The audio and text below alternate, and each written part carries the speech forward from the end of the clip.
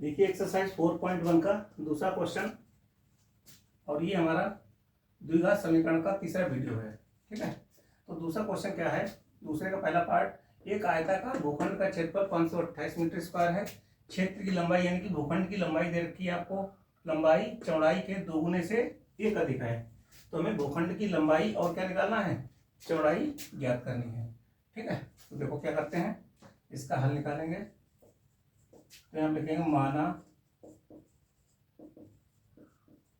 भूखंड की चौड़ाई बराबर क्या मान लें, x मीटर।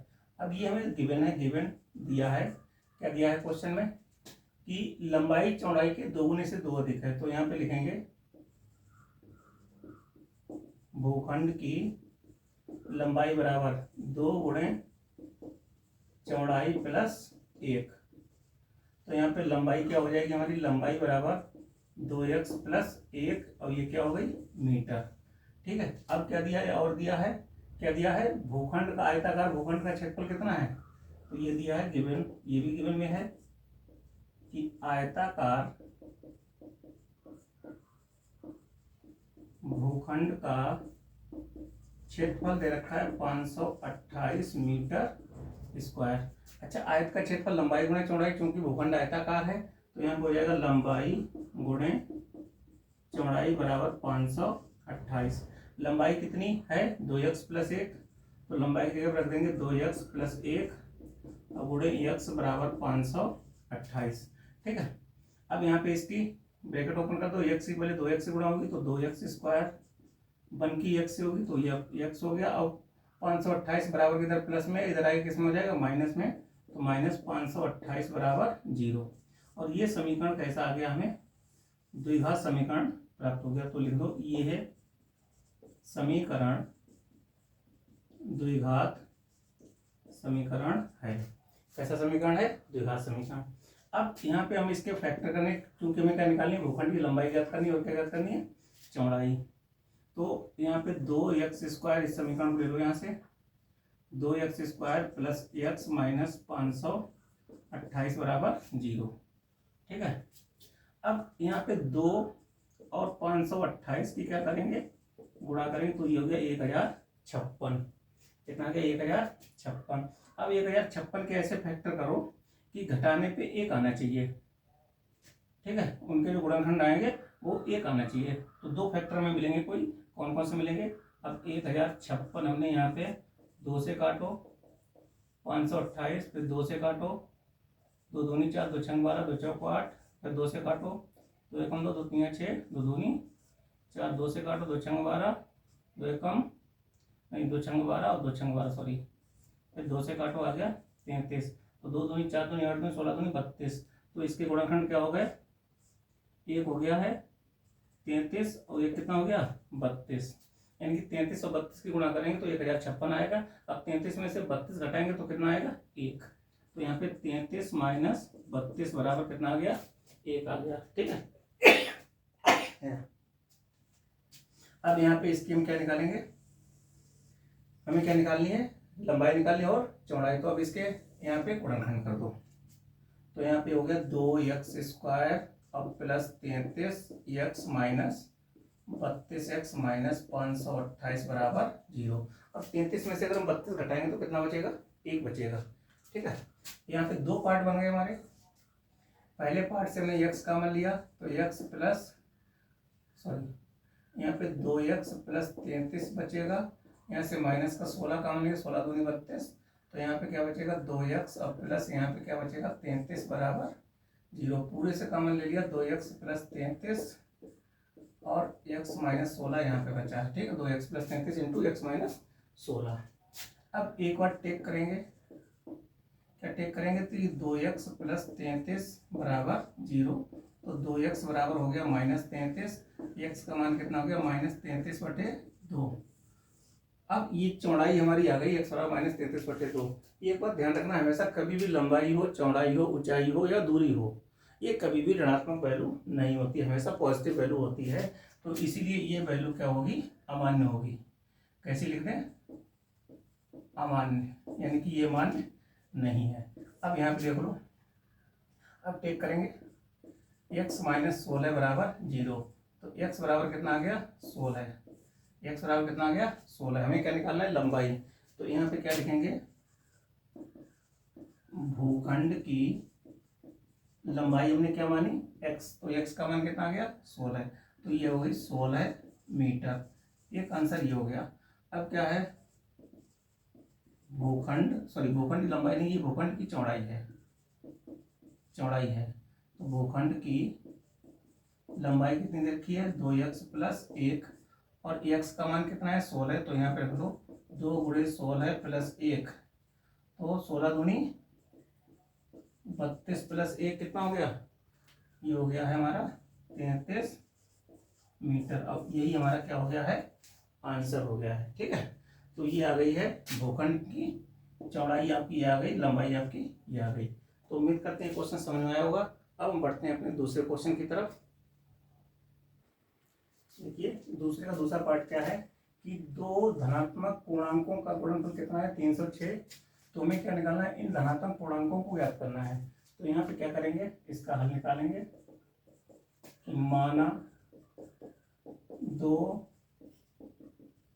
धनात्मक पूर्णांक x और x प्लस 1 है, क्या है x और क्या है x प्लस 1 है। अब क्या दिया है इनका गुणनफल दे रखा है कितना 306। तो यहाँ पे लिखेंगे धनात्मक पूर्णांकों का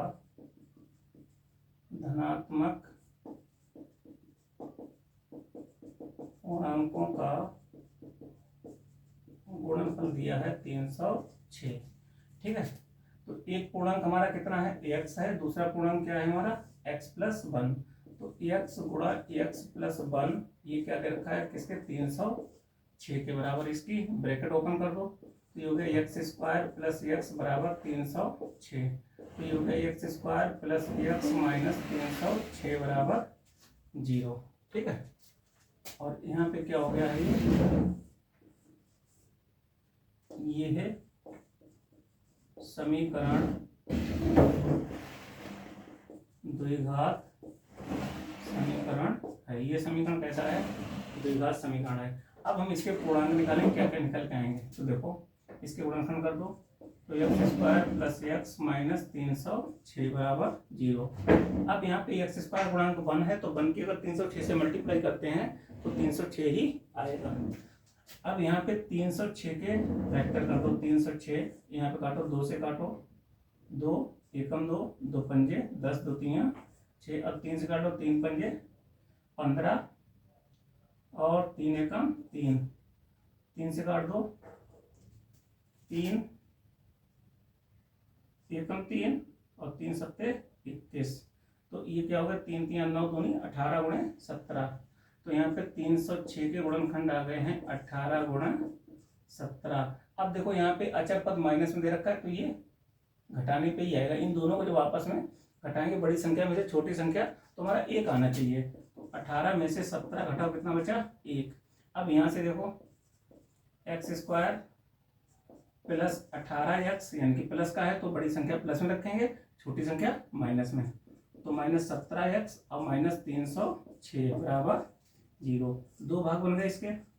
पहले भाग से कितना कॉमन मिला x, तो यहाँ पे क्या बचा x प्लस 18, यहाँ से माइनस 17 कॉमन लिया तो माइनस कॉमन लिया तो माइनस माइनस क्या हो जाएगा प्लस। तो x प्लस 18 बराबर 0। अब पूरे से कितना कॉमन ले लो x प्लस 18 कॉमन ले लो और x माइनस 17 बराबर 0। ठीक है, अब यहाँ पे क्या करेंगे एक बार टेक करेंगे कि x प्लस 18 बराबर 0। तो x बराबर माइनस 18, एक मान के आ गया x बराबर माइनस 18। अच्छा पूछा क्या है धनात्मक पूर्णांक, और ये संख्या कैसी है ऋणात्मक संख्या है, तो इसीलिए संख्या क्या होगी अमान्य संख्या होगी। क्या होगी अमान्य, यानी कि मान्य नहीं है, क्योंकि ये ऋणात्मक संख्या पूर्णांक है और पूछा हमसे क्या गया धनात्मक पूर्णांक। ठीक है, तो संख्या प्लस वाली ली जाएगी। अच्छा दूसरा लेते हैं पूर्णांक क्या है, दूसरा क्या है इसको टेक करेंगे x माइनस 17 बराबर 0। यहाँ से हमने लिया है x माइनस 17, तो x बराबर कितना हो गया 17। अब ये पूर्णांक क्या है, प्लस में है, ये क्या है एक धनात्मक पूर्णांक है, तो ये हमारी वैल्यू मान्य होगी। ठीक है, तो अब यहाँ पे दो धनात्मक पूर्णांक क्या हो गए, यहाँ देखो दो धनात्मक पूर्णांक क्या माने थे हमने, x और x प्लस 1। ठीक है, तो x बराबर 17 रखो, तो 17 क्या हो गया, यहाँ पे 17 हो गया, और यहाँ पे हो गया 17 प्लस 1, तो क्या हो गया 17 कामा 18, और यही हमारा क्या हो गया है, आंसर हो गया है। ठीक है, अगला क्वेश्चन क्या है कि रोहन की माँ उससे 26 वर्ष बड़ी है, उनकी आयु का गुणनफल अब से 3 वर्ष बाद कितना होगा जाएगा 360, यानी कि दोनों की आयु का गुणनफल करेंगे 3 वर्ष पश्चात तो 360 होना चाहिए। ठीक है, हमें रोहन की वर्तमान आयु ज्ञात करनी है, तो देखो कैसे निकालेंगे, बहुत सिंपल है। तो यहाँ लिखो माना रोहन की वर्तमान आयु कितनी मान लें, x वर्ष मान लें, क्या मान लें x वर्ष, इसको दो भागों में बांट लो तभी आसानी रहेगी लगाने, x वर्ष है। ठीक है, अब क्या करें, उसकी माँ उससे कितनी बड़ी है 26 वर्ष बड़ी है, तो यहाँ पे रोहन की माँ की आयु कितनी हो गई, रोहन की माँ की आयु कितनी हो गई, तो रोहन की माँ की आयु कितनी है 26 वर्ष बड़ी है, क्या है, तो ये हो जाएगी x प्लस 26, ये क्या हो जाएगा वर्ष, तो ठीक है। अब क्या है, अब क्या कर रहा है कि उनकी आयु 3 वर्ष पश्चात, तो अभी हम लिखेंगे 3 वर्ष बाद। ठीक है, तो यहाँ पे 3 वर्ष बाद क्या हो जाएगा, रोहन की आयु 3 वर्ष बाद क्या हो जाएगी x प्लस 3, ये वर्ष हो जाएगी, और माँ की आयु कितनी हो जाएगी, माँ की वर्तमान आयु कितनी x प्लस 26, तो यहाँ पे क्या x प्लस 26 और प्लस 3, तो कितना हो गया x प्लस 29 वर्ष, ये हो जाएगी माँ की आयु। ठीक है, अब क्या दे रखा है, अब इनका गुणनफल कितना है, तो यहाँ पे लिखो गिवन दिया है, यहाँ पे लिखो 3 वर्ष पश्चात दोनों की आयु का गुणनफल कितना है 360, तो 3 वर्ष पश्चात क्या है, ये है x प्लस 3 और गुणे x प्लस 29 बराबर 360। ठीक है, अब इसकी गुणा कर दो, क्या करेंगे x की x से गुणा करेंगे तो क्या होगा x स्क्वायर, x की 29 से गुणा करेंगे 29x, 3 की x से करेंगे 3x, और 3 की 29 से गुणा करेंगे कितना हो जाएगा नौतियाँ, वो 3 नीम 27 के साथ 3 दूनी 6 और 2 8, और ये 360 इधर प्लस में है, इधर आगे किसमें हो जाएगा माइनस, ये हो जाएगा 360 बराबर 0। तो यहाँ पे क्या हो गया x स्क्वायर प्लस 29 और 3 कितना होगा 32 x, और ये कितना होगा इसमें से घटाओ 360 और 87, यहाँ बचा 3, और यहाँ पे 15 में से 8 गया 7, यहाँ पे 2, तो कितना आ गया माइनस का 273 बराबर 0, और ये एक हमारा क्या आ गया एक द्विघात समीकरण आ गया। तो यहाँ पे लिख दो ये है समीकरण, द्विघात समीकरण है, द्विघात समीकरण है, कैसा समीकरण है, द्विघात समीकरण हमारा आ गया। अब इनके क्या करेंगे हम फैक्टर करेंगे, देखो कैसे करते हैं। तो यहाँ पे क्या है द्विघात समीकरण लिख लो x स्क्वायर और प्लस 32x माइनस 273 बराबर 0। अब 273 के ऐसे फैक्टर करो कि हमारा घटाने पे 32 आना चाहिए। ठीक है, कितना आना चाहिए 32। तो देखो यहाँ पे कर लो 273, अब पहले 3 से काटो, 3 नीम 27 और 3 एकम 3, अब इसको 7 से काट लो, 7 एकम 7 और ये हो जाएगा 7 एकम 7 और 7 या 21। ठीक है, तो ये हो गया। अब आगे 3 गुणे 7 गुणे 13, अगर 13 और 3 की गुणा करते हैं 13 तिया 39 और 39 गुणे 7, 39 में से 7 घटाएं कितना हो गया 32। तो यहाँ पे 273 के फैक्टर आ गए हैं 39 गुणे 7। ठीक है, तो 39 में से 7 घटाएंगे कितना बचा 32। अब यहाँ पे इसके फैक्टर कर दो यहाँ से, तो ये हो गया x square plus 39x minus 7x minus 273 बराबर 0। दो भाग बन गए, पहले भाग से कितना कॉमन ले लिया x कॉमन ले लिया, तो x प्लस 39, इससे माइनस 7 कॉमन ले लिया, तो x प्लस 39 बराबर 0। तो यहाँ पे क्या हो गया x प्लस 39 पूरे से कॉमन है, तो यहाँ पे x माइनस 7 बचा इसका दूसरा फैक्टर। तो यहाँ पे क्या हो गया टेक करेंगे, यहाँ पे टेक करेंगे x प्लस 39 बराबर 0, तो x का मान कितना हो गया माइनस 39। तो यहाँ पे x का मान माइनस में आया है, तो माइनस, अच्छा चूंकि पूछा क्या है रोहन की वर्तमान आयु मानी हमने यहाँ पे x। अच्छा यहाँ पे x का मान माइनस में आया है, तो कभी भी आयु किसी की माइनस में नहीं होती है, तो ये वैल्यू क्या हो जाएगी अमान्य। x बराबर माइनस 39 क्या है अमान्य है, यानी कि ये हमारा मान्य नहीं है। अब यहाँ पे क्या करेंगे, चलो यहाँ पे लेते हैं, अब टेक करेंगे x माइनस 7 बराबर 0, तो x बराबर 7, ये वैल्यू क्या आई है धनात्मक संख्या आई है, तो ये वैल्यू हमारी मान्य होगी। तो यहाँ पे लिख लो अतः रोहन की वर्तमान आयु कितनी है 7 वर्ष आयु, यही हमारा क्या हो गया है आंसर। अब इनकी माँ की भी आयु वर्तमान निकाल दो, तो यहाँ पे लिख देंगे रोहन की माँ की वर्तमान आयु कितनी मानी हमने, कितनी हमारी x प्लस 26, तो यहाँ पे 7 प्लस 26 कितना आएगा 7 प्लस 26, ये मान हो गया है 33। ठीक है, और ये 33 ये क्या हो गई वर्ष, यही हमारा क्या हो गया है आंसर। ठीक है, तो 33 वर्ष माँ की आयु हो गई वर्तमान, रोहन की आयु कितनी है 7 वर्ष।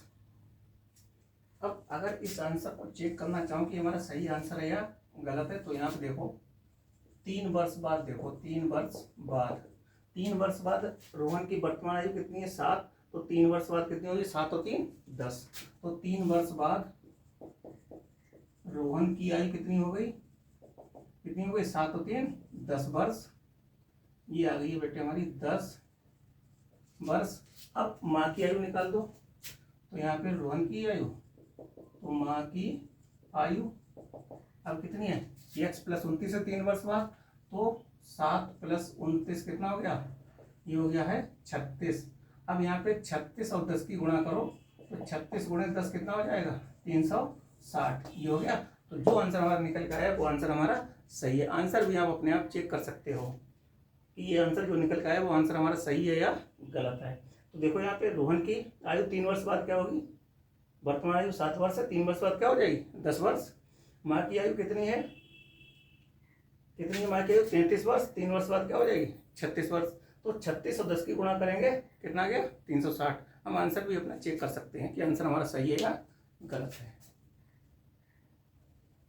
देखो अगला क्या है, एक रेलगाड़ी 480 किलोमीटर दूरी, यानी कि 480 किलोमीटर की दूरी समान चाल से तय करती है। यदि इसकी रेलगाड़ी की चाल 8 किलोमीटर प्रति घंटा कम होती तो उसी दूरी को तय करने में, यानी कि 480 किलोमीटर की दूरी को तय करने में 3 घंटे अधिक समय लेती। तो हमें रेलगाड़ी की चाल ज्ञात करनी है। तो यहाँ पे इसका हल निकालेंगे। चलो इसको 2 भागों में बांट लो, क्योंकि तो क्वेश्चन आधा इधर हो जाएगा आधा उधर।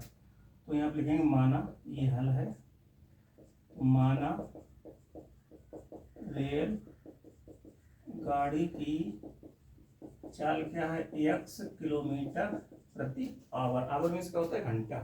ठीक है, तो दूरी कितनी दे रखी है, दूरी है 480 के मीन्स किलोमीटर। कितना समय दोस्तों, क्या किस चाल से चल रही है, x किलोमीटर प्रति घंटा की चाल से। तो यहाँ पे सूत्र लगा दो। सूत्र क्या होता है, आपने पढ़ा होगा कि चाल बराबर क्या होता है, दूरी बटे समय। हमें क्या निकालना है, समय निकाल लो। समय बराबर क्या हो जाएगा, दूरी बटे चाल। ठीक है। अच्छा, तो इसका समय क्या मान लें हम, चलो t1 मान लेते हैं। तो दूरी कितनी है, 480 बटे x। ये क्या लगेगा, ये लगेगा घंटा। ठीक है, इसको डाल दो समीकरण नंबर 1। अब क्या कह रहा है, कह रहा है कि यदि इसकी चाल, किसकी चाल, यदि रेलगाड़ी की चाल,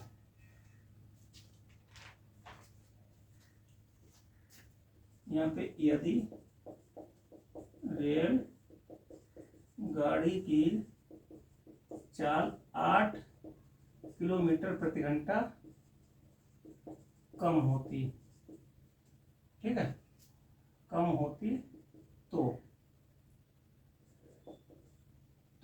पहले x थी, x में से 8 माइनस कर दो तो चाल क्या हो जाएगी, चाल हो जाएगी आपकी x माइनस 8, ये हो जाएगी किलोमीटर प्रति आवर। अब यहाँ पे दूरी वही है आपकी, तो यहाँ पे समय निकाल दो।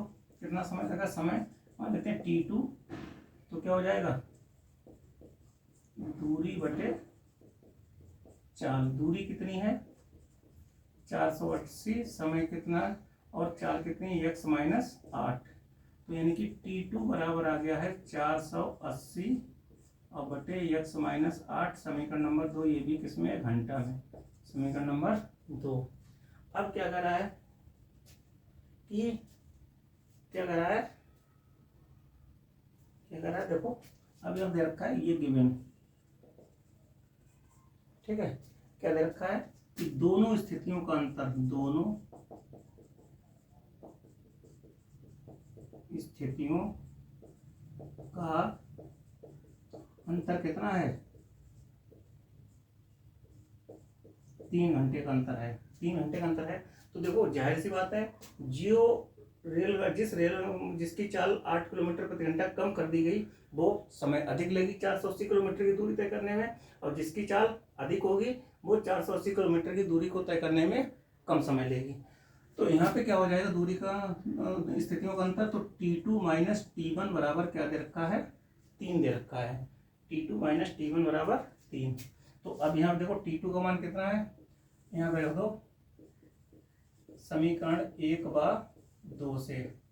तो t2 का मान दे रखा है, ये दे रखा है बेटे 480 बटे x माइनस 8 और माइनस 480 बटे t1 का मान कितना है, 480 बटे x बराबर 3। अब यहाँ से पूरे से हमने कॉमन ले लिया है 480। ठीक है, और यहाँ पे 1 बटे x माइनस 8 और माइनस 1 बटे x बराबर 3। अब इसको इधर भेज दो, 480 इधर गुणा में, इधर जाएंगे किस में हो जाएंगे, भाग में। अब यहाँ पे एलसीएम ले लो, x इंटू x माइनस 8। तो यहाँ से x इधर आ गया, x की इधर गुणा होगी, x माइनस 8 की इधर 1 से गुणा होगी। ठीक है, तो x माइनस 8 बराबर 3 बटे 480। 3 एकम 3, 3 से 16 तियाँ 48। तो यहाँ से हो गया x माइनस x प्लस 8 हो गया बटे x स्क्वायर, और माइनस ये हो गया 8x बराबर 1 बटे 160। x से x कट गया, तो 8 बटे ये हो गया x स्क्वायर माइनस 8x बराबर 1 बटे 160। इनकी कैंची गुणा कर दो, तो यहाँ पे हो जाएगा x स्क्वायर माइनस 8x बराबर 8 गुणे 160। ठीक है, तो यहाँ पे क्या हो गया, x स्क्वायर माइनस 8x और बराबर 16 8 128, यानी कि 1280। ठीक है, अब इसको क्या करें, इधर ले आओ, तो x स्क्वायर माइनस 8x बराबर और ये माइनस 1280 बराबर 0। ये समीकरण क्या है बेटे हमारी, ये समीकरण एक द्विघात समीकरण है। यहाँ लिख दो, ये है समीकरण द्विघात समीकरण है। ठीक है, ये समीकरण कैसी है, द्विघात समीकरण है या द्विघात समीकरण का रूप है। अब इसके हम फैक्टर निकाल करेंगे, क्योंकि हमें क्या निकालनी, रेलगाड़ी की चाल। तो देखो